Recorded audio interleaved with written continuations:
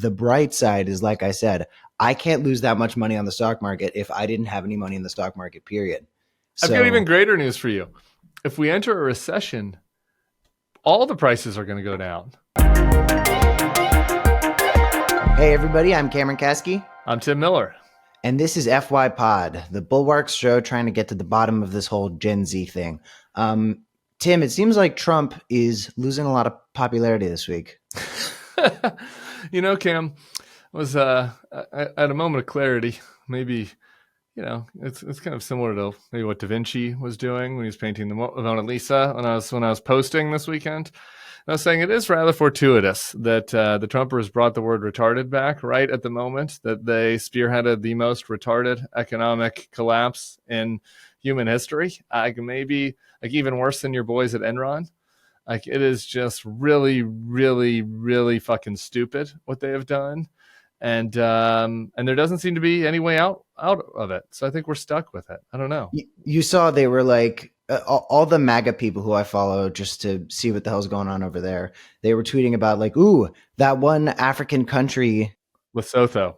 They caved and everybody was like, ooh, we got him. And it's like, oh my God, we got one of the poorest countries in the entire world to come to the negotiating table. Wow. Well done, Donald. But I saw one thing that I wanted to ask you about. This guy, Bill Ackman, was tweeting, I just figured out why Howard Lutnick is indifferent to the stock market and the economy crashing. He and Cantor are long bonds. He profits when our economy implodes. It's a bad idea to pick a Secretary of Commerce whose firm is levered long fixed income. It's an irreconcilable conflict of interest. And everybody was like, ooh, Trump just lost one of his best friends. So this is like a billionaire Trump donor? Yeah. We're going to do a lot of translation for people on who these fucking stupid, crazy Trump supporters are that like we all have to care about now because they got us into this hellhole. But it's good news for you, Cam, actually. I'm about to explain to you Ackman, but now I think about it, then like, sucks for me. I'm doing a college fund right now for my child. You know, that's going down. Sucks for people that are close to retirement.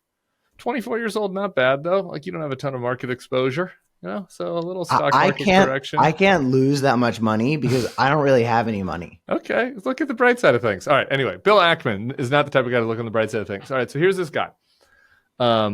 He got famous. So this is all projection, right? He's saying that the Secretary of Commerce is like wanting the economy to do bad so he can make money, because that's how Bill Ackman has made money in the past. This dude got rich shorting like some multi-level marketing schemes, which is probably pretty smart, good on him. And then he got rich again shorting the market during COVID, you know, which is like about the grossest thing you can do, right? Like he went on CNBC talking about how we should shut down everything. This is a big thing in 2020. I know all the red pilled guys now said we should have never let anyone shut anything down, and we should have had lollipop parties where we all gave each other COVID and et cetera. But no, Bill Ackman was like, shut everything down. While he's on CNBC saying shut everything down, he's betting against the market. And he ended up thank God none of our members of Congress on either side of the aisle were doing anything like that. So anyway, he makes, I think, $2 billion. I don't know. I'm pulling that number, so that might not be exactly right. But he made a lot of money on that short. And then he has this like red pill turn around October 7th. We're not going to talk about Bibi on this podcast. He has this red pill turn around then. And he ends up being a big Trump supporter. And now this guy, this is a nice circle back to my retarded tweet, because this guy has to like convince himself that there's some like 3D, 4D, 5D chess at play. And like this Secretary of Commerce is doing this because he's long bonds, and the president's trying to lower interest rates and crash the economy so that he can renegotiate our debt. When like really all that's happening is that Trump is a fucking 70 IQ idiot that bankrupted everything he ever did, and Howard Lutnick is a suck up that wants the idiot to like him, and that's it. That's all that's happening here. That's nothing more complicated than that. So we're sort of balancing Trump knew what the tariffs were and is purposely trying to tank the economy with, but also he kind of didn't know what the tariffs are, because I'm actually okay accepting both of those truths. I think there's veracity to both of them. Yeah, I don't think that he fully understands what tariffs are. So like I don't think he really understands how the economy works. And this was evidenced in part by the Truth Social post he sent talking about how it was going to be good that fentanyl was going to be tariffed at the border to make fentanyl really expensive, which is like not they don't actually pay taxes on illegal drugs, but so that wouldn't isn't how things would work. So I think that like it's like he has this general idea that like tariffs are great and that will help his people, working class men, like screw in more screws on iPhones and like have muscles and Get do more factory jobs yeah. where any attempt they take to unionize will get them fucking Boeinged, and Boeinged is a verb for murdered. Tell me about that.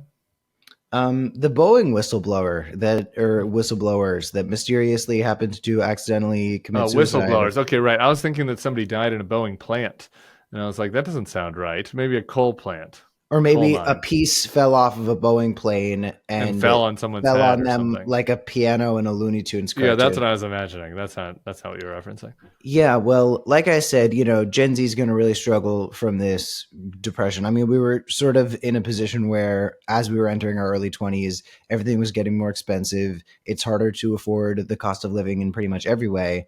But the bright side is, like I said, I can't lose that much money on the stock market if I didn't have any money in the stock market, period. I've got even So, greater news for you. If we enter a recession, all the prices are going to go down. Oil prices will go down. What if there's a housing collapse? Think about how cheap the house might be on the back end. Now none of your friends are probably going to have a job. So I don't know where they're going to get the money from, but it'll be good for like the Nepo baby Gen Zs. this brings to mind this meme that I saw. I've seen it a couple times, but it's like whenever a Gen Zer says to me, "Okay, boomer," my new response is, "Okay, renter." And I'm in a very similar position myself because I do these short-term rentals because I just don't feel enough security to sign a long-term lease, so I'm constantly moving around like a nomad. Anyway, that's personal Hey, stuff. Bulwark Plus YouTube members, give Cam a little, little emoji. I don't know how that works. People can tip. I don't understand. People give us money on YouTube, and I don't even understand why they do it or for what for. But we appreciate you. Thank you all. I guess our next subject for today, other than "We're All Fucked," which you can see on several other Bulwark programs with people talking about it who have ever invested money in their entire lives, unlike me, is you had yet another viral moment. You've had three great viral moments, and I would say the past 2 weeks you had that shit that I didn't watch from the MSNBC studio. You had you fucking roasting Dave Rubin for taking Russia money on Pierce Morgan, which was so funny. I watched that like 3 times. Fucking hilarious. Dave Rubin, very nice guy, by the way. Oh, But, really? as Little Red Riding Hood so astutely points out at the end of Into the Woods, the musical by Stephen Sondheim, nice is different than good. And a lot of Republicans are really, really good at being nice. But, guys like Dave Rubin are useful idiots for Russia, making stupid money for stupid content. But then you had this viral takedown of Adin Ross that my Hollywood entertainment manager texted me with the caption like, "Go off, Tim." Go Can we off, play that? Queen. Slay Queen. We can play. Hold on. Before we play it, I want to just mention why this is so important that we bring this up because it's a little embarrassing. I went viral, but I received several texts from people that are like, you don't even know what he streams on. Like I said something wrong. I used the wrong. We're going to get to it on the back end. Let's play. We don't need to play me ranting. People can go watch the video of me ranting. It's right here on this YouTube page. But for the people who missed it, let's watch Adin Ross be sad. Guys, I'm gonna be honest with you. I don't know how many of you guys are invested in crypto or stocks. What the fuck is going on with our country? Guys, why am I poor? Like, what is going on in the world right now? Why the fuck is this going on? Can somebody please explain what's going on? Why are we all losing? Why are we all negative right now? Like, does anybody know why? All right, so he's sad. All right, so he's sad. But before we explain what he said and we roast him more, Cameron, I guess I called him a Twitch streamer, which I guess he's not. I guess he's a Kick streamer. I have to admit, I don't know the difference. The only video game I play is NBA 2K. So, and I don't watch other people play video games. I don't Do you really know about understand. him with NBA 2K? I know nothing. All I know about Adin Ross is that he is a friend of Barron Trump's, that he is very stupid, that he can't read. I've seen the meme of how he can't read, and that he gave Donald Trump a one of those fucking ugly Elon Musk trucks, and that he streams things, and that's all I know about him. Okay, so tell me more. here's Adin Ross 101 for Okay, any curious listeners. Adin Ross is one of the most popular streamers in the world. He tops the charts for streaming. People watch him like crazy. And he, much like myself before I moved to Parkland, is from Boca Raton, Florida. So, and he was born in the same year as me. In many ways, we are kindred spirits. Kind of like a yin and yang. So just really Yeah. quick on the stream, I want to do like really 101, like for our Boomer listeners. And by the way, if you want to be part of Boomer mailbag, email us, bulwarkpodcast@bulwark.com with your questions from a Boomer. But like, because this is the thing that makes me feel the oldest. So like people just watch him playing video games. Like that's how this works, is like people watch people play video games. That's the basics. People watch other people play video games for hours at a time, and they watch it for the commentary. So somebody like Hassan Piker will stream talking about why progressives who Harris is too far to the right of should turn out and vote for Kamala Harris. And he's also playing a video game. So Adin Ross is a streamer. People What video watch games him does Hassan play? all sorts of games, sometimes sponsored content, sometimes Grand Theft Auto just for fun. I watch certain Hassan Piker highlights, but I've never like tuned into the stream for hours at a time. Yeah. I've met Hassan. He's a very nice guy. Was supportive of us when we were doing our second March for Our Lives. It was a huge failure. And anyway, so Adin Ross is a really interesting case. He is a streamer who would go live for hours and hours and hours at a time and very organically built a large audience. Now, this started with him doing what you like to do, which is playing NBA 2K. He played a lot of NBA 2K and he got pretty good at it. So he went live on Twitch. This was years ago. This was before 2020. So it was Twitch originally. So I wasn't totally wrong. No, so he built his audience on Twitch. He joined another streaming platform called Kick, which is basically Twitch with much fewer rules in terms of content moderation. Got it. So he's able to say more inflammatory shit that he would get in trouble for on Twitch. Okay. But he ended up, and I don't know how, becoming friends with Bronny James, LeBron James' son, who is on the Lakers with him and I think underperforming. I don't know. But what happened was, after spending enough time playing 2K, building an audience, LeBron James called into the Adin Ross stream. So Adin Ross got a phone call from LeBron James live and his audience doubles. But after a certain amount of time... It's LeBron's fault? I don't know if I want to assign the blame to LeBron. I don't think he knew exactly the situation. Because one thing that's important to note is that Adin Ross didn't start as a red-pilled MAGA guy. Adin Ross started as a very affable, fun streamer who was just kind of a hoot to watch. I watched some early Adin Ross videos, and it was just this guy hamming it up. I watched a debate from not very long ago between him and Hassan Piker, and he was just so friendly. And I get it. I get why people were watching that stuff, because Adin is extremely charismatic. But why did we not bring up with Jack Cosciarella on the Wonderful Weekend podcast, which everyone should listen to, that his hero, LeBron James, like maybe was like the butterfly flap calling into Adin Ross might have been the butterfly flapping its wings that ruined our country. Yeah, Jack from this weekend's show, which was probably my favorite episode of this show so far, was just in this very room, sitting in this chair for like 3.5 hours last night while we were mind melding. And It's really funny because half of Gen Z culture I'm so tapped into, and he has no idea what the fuck is going on. But then shit like streamers and people on Twitter and things like that I just don't touch because I don't give a shit. He's like, I can't believe you've never heard of this person before. So it's really funny. We're a little yin and yang too in terms of how plugged in we are to this silly generation. Anyway, Adin Ross is streaming. LeBron blows him up. Okay. And then he starts expanding beyond just video games. He's doing live streams with famous rappers who started to see the explosive popularity of Twitch and say,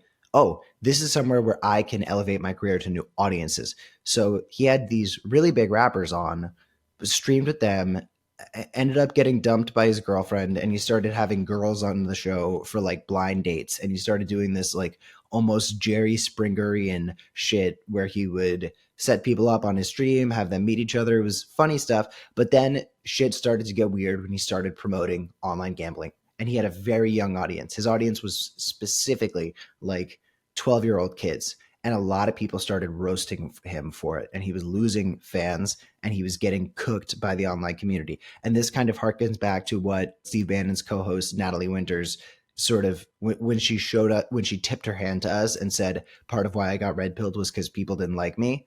When Adin Ross was getting a lot of shit for what he was posting, he started to go red pill. And he contemplated quitting streaming because people were giving him so much shit for the gambling thing and things like that. And suddenly he meets somebody who reinvigorates his desire to stream content, Andrew Tate. And Adin Ross becomes one of the primary people who built up Andrew Tate's very, very dominant presence on platforms like Twitch. Suddenly, Adin is red pilled. Adin is making videos that are anti-LGBT plus. He's making videos that are just more and more MAGA by the day. And suddenly, a few years later, after he organically built this audience, making just regular fun content, he is doing an interview with Trump where he's sucking Trump's dick. He gave Trump a gift live on his stream. He gave Trump a watch that was more expensive than the campaign contribution you're allowed to make on a presidential campaign. So he was breaking campaign finance laws. And there's this guy named Alex Bruzewitz. He's somebody that I've been friendly with in the past. He's Trump's Gen Z whisperer. Yep. He was the guy telling Trump to go on Nelk Boys Full Send. He was the guy telling Trump to do Jake Paul. He implemented this very strong strategy that the Harris campaign, they went on like Call Her Daddy or whatever, but the Harris campaign largely failed to do. He was putting Trump on the platforms the young people wanted to see him on that other candidates would not have gone on. So Adin Ross goes from NBA 2K to stroking Trump's dick live in front of everybody, and now here we are. Okay, and now he's crying because his stocks are going down.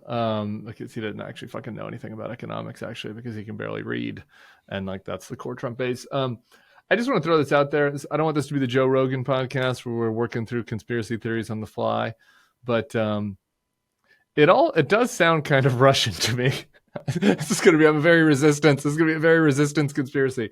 But if you go back to 2016, the Facebook pages seem so quaint right now, but the fucking Facebook places that the Russians were running, it was the same game, actually. They built up these Facebook pages with like cat memes or like whatever, I don't know, silly videos and stuff.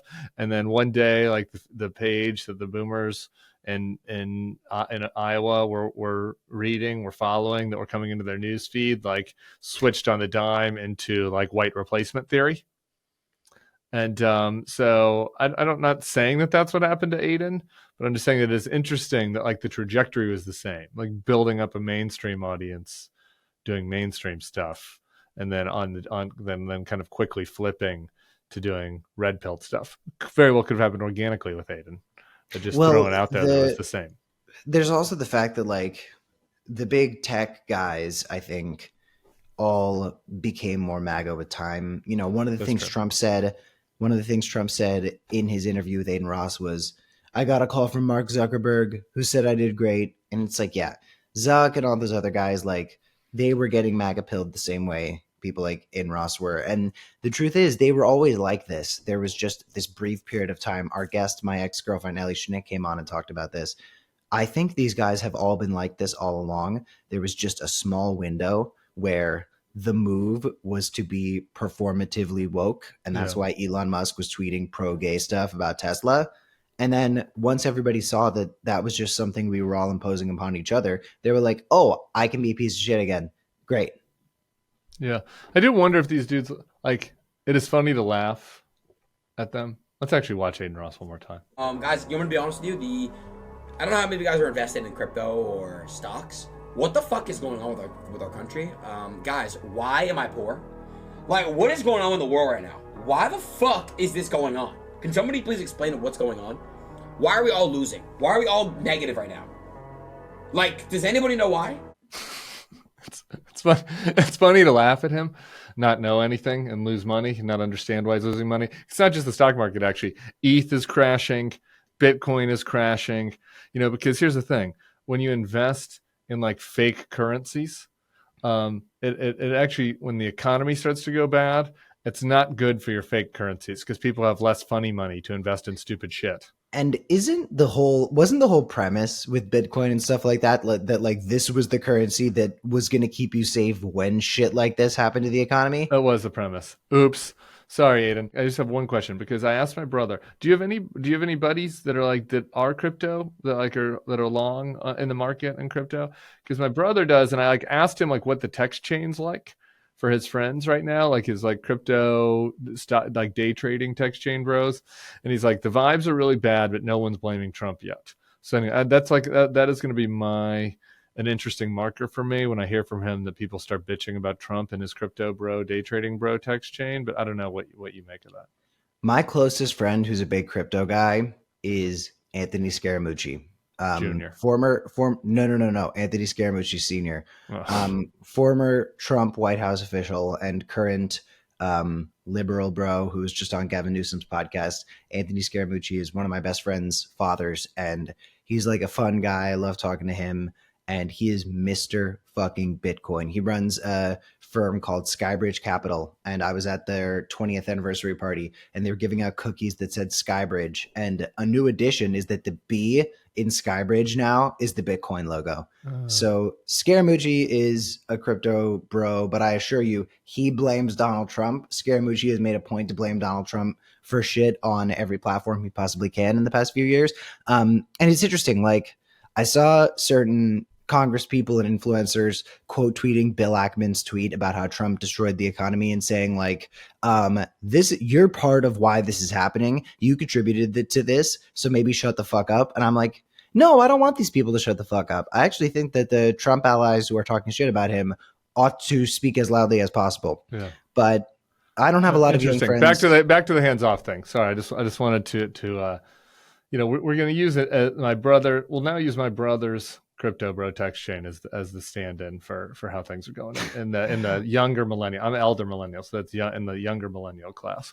Anyway, what was the hands off takes? I did want your take on it just broadly as a successful protest veteran. Yeah. I don't, this is not a decadent thing for me to do. I do not take any pleasure in this, but I confess I saw nothing on social media about the hands off protests until they happened.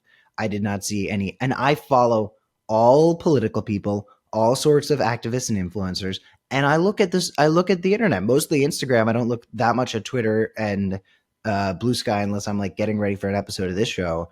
But I didn't see shit about the hands off protest. So when my stepmom was posting from it, I said, "Oh, it's great that this is happening." And suddenly I see that they're happening everywhere. And I say, "How the fuck did this make it past me?" Because I see most of the stuff that's going on in the political world, but I missed the hands off protests, or I would have been at one. And one of the things my stepmom texted me was like, "Hey, we had the hands off protest in Florida today. It's important, especially for those things to happen in places like Florida, and that's where my family lives. Where was Gen Z? We didn't see them." So I put out a tweet in a Blue Sky asking if people saw Gen Z at the protests, and the results were very mixed. And part of me is wondering, was there some sort of effort, and this is the tinfoil hat conspiracy thing, was there some sort of effort by these platforms to make sure young people were not seeing things about these protests? Because after March for Our Lives, Black Lives Matter, War on Gaza, like, we do know how to show up and protest. But Here's what I feel think. I've got a conspiracy. It's not a conspiracy. I've got to reply to your conspiracy.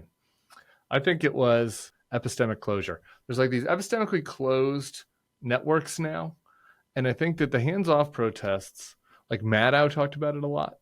Like Maddow's audience is like really old. It just is. Like it's not nothing against Rachel or the old people that watch it. It's just that's the demo. It's not like it wasn't really that long ago, 10, 15 years ago, where people like of all age groups were kind of consuming similar shit. Like I watched, whatever, like Thursday night NBC with my parents growing up. Like every age group watching, because there's nothing fucking else to do, right? And we have these closed loops now.